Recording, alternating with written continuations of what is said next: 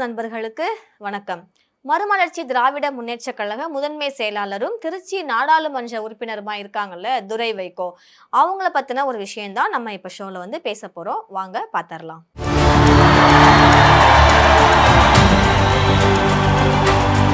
இப்ப எங்க தனி சின்னத்துல நாங்க நின்னுருந்தோம்னா, கண்டிப்பா நாங்க ஜெயிச்சும் இருந்திருப்போம். அதோட இல்லாம எங்க இஷ்டப்படி நாங்க யாருக்கு ஆதரவு குடுக்கணுமோ, அவங்களுக்கு நாங்க குடுத்திருப்போம். ஆனா, உதயசூரியன் சின்னத்துல நாங்க நின்னதுனால தான், எங்களுக்கு துரதிர்ஷ்டமா ஆயிடுச்சுன்ற மாரி துரை வைகோ எம்பி அவர்கள் பேசியிருந்தாங்க இல்லையா? அது சர்ச்சைக்கு உள்ளானது. இதுவே திராவிட முன்னேற்ற கழகம் ஜெயிச்சு, அவங்க இன்னைக்கு ஆட்சியில இருந்திருந்தாங்க அப்படின்னா, இந்த வார்த்தையை நீங்க சொல்லியிருப்பீங்களா? துரதிர்ஷ்டம் அப்படின்ற இந்த ஒரு வேர்டு உங்க வாயிலிருந்து வந்திருக்குமா? கண்டிப்பா வந்திருக்காது தானே. ஆனா டிவிகே ஜெயிச்சிடுச்சு அப்படிங்கும்போது நீங்க இந்த மாதிரி சொல்றீங்க. அதோட இல்லாம இப்ப விசிகாவாக இருக்கட்டும், இல்ல இந்தியன் முஸ்லீம் லீக் இந்த கட்சியாக இருக்கட்டும், இவங்களுக்கு அமைச்சரவையிலையும் ஆட்சியிலையும் பங்கு கொடுத்திருக்கிறாங்க. அமைச்சர் பதவி கொடுத்திருக்கிறாங்க.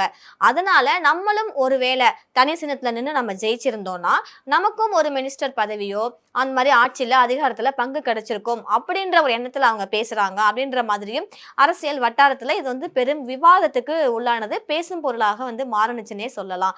ஆனா இப்ப துரை வைகோ அவர்களுக்கு டிவிகேக்கு சப்போர்ட் பண்ணணும், விஜய் அவர்களுக்கு சப்போர்ட் பண்ணணும் அப்படின்ற ஆசை நிறையவே இருக்கு. ஆனா அவங்களால சப்போர்ட் பண்ண முடியல. அதுக்கு என்ன முக்கிய காரணம்னா, அவங்க உதயசூரியன் சின்னத்துல நின்று தான் ஜெயிச்சாங்க. தனி சின்னத்துல நின்று அவங்க ஜெயிக்கலன்றதுனால அந்த கூட்டணியை உடைச்சுக்கிட்டு வர முடியல. இப்ப காங்கிரஸ் பாத்தீங்கன்னா தேர்தல் முடிவு வந்த மறுநாளே முதுகுல குத்துன மாதிரி ஜஸ்ட் ஒரு இன்ஃபர்மேஷன் கூட இல்லாம 5 எம்எல்ஏக்களோட டிவிகேக்கு போய் சப்போர்ட் பண்ணாங்க. அந்த டைம்ல அது பெரிய விவாதமாக எடுத்துக்கொள்ளப்பட்டுச்சு. ஏன்னா காங்கிரஸ்க்கு ஒரு பிரச்சனை அப்படின்னு வரும்போது திமுக துணை நின்னுச்சு. அந்த இடத்துல அவங்களுக்கு ஒரு தோல் கொடுத்துச்சு அப்படின்னே சொல்லலாம். ஆனா விசிகாக இருக்கட்டும், இல்ல இந்தியன் முஸ்லீம் லீக்காக இருக்கட்டும், இல்ல இடதுசாரிகள் எல்லாருமே பெர்மிஷன் கேட்டுட்டு தான் போனாங்க. ஜஸ்ட் நாங்க பெரும்பான்மை நிரூபிக்கிறதுக்கு நாங்க வெளியில இருந்து ஆதரவு கொடுக்குறோம் அப்படின்ற மாதிரி சொன்னாங்க. அதே மாதிரி தான் அவங்க பண்ணாங்க.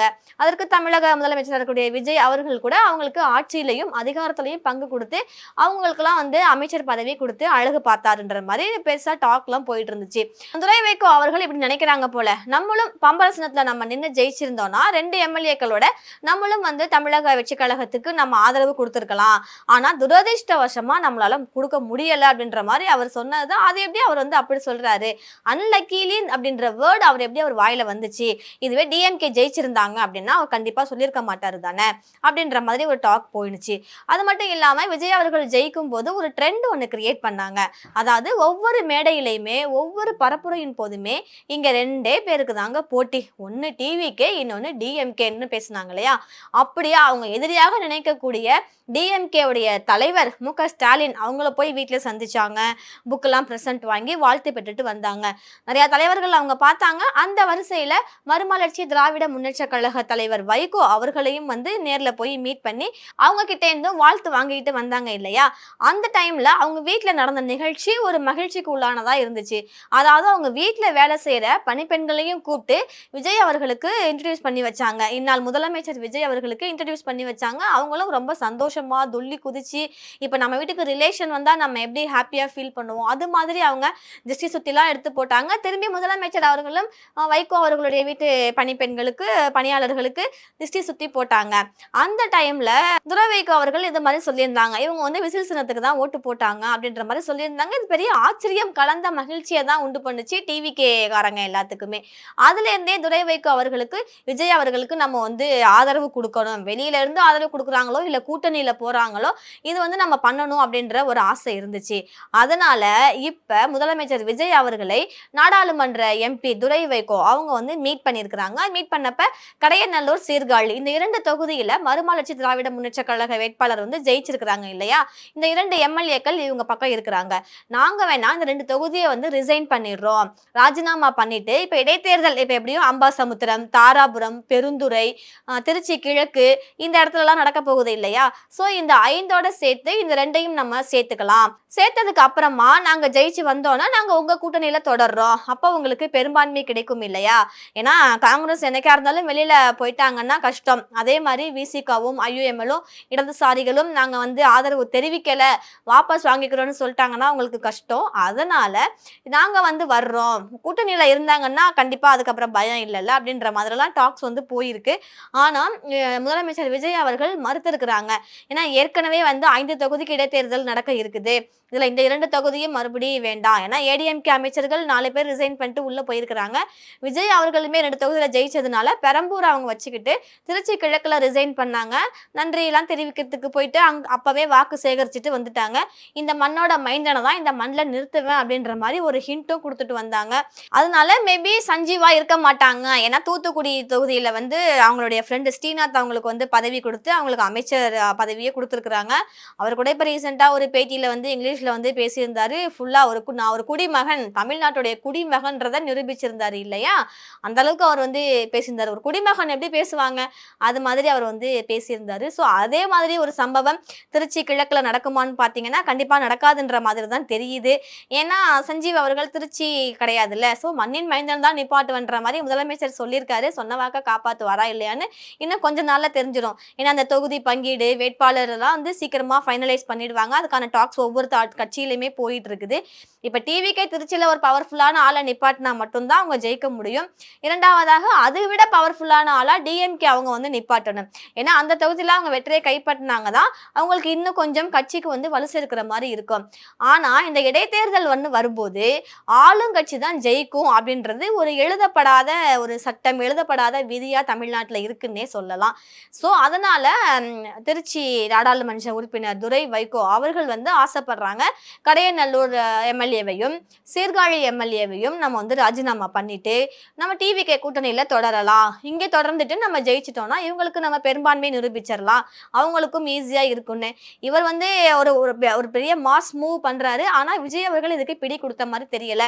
இல்ல இப்போதைக்கு வேண்டாம், இந்த கூட்டணி குறிச்ச பேச்சு எல்லாமே நம்ம வந்து அப்புறமா தொடரலாம் அப்படின்ற மாதிரி தள்ளி வச்சுட்டாங்களாம்.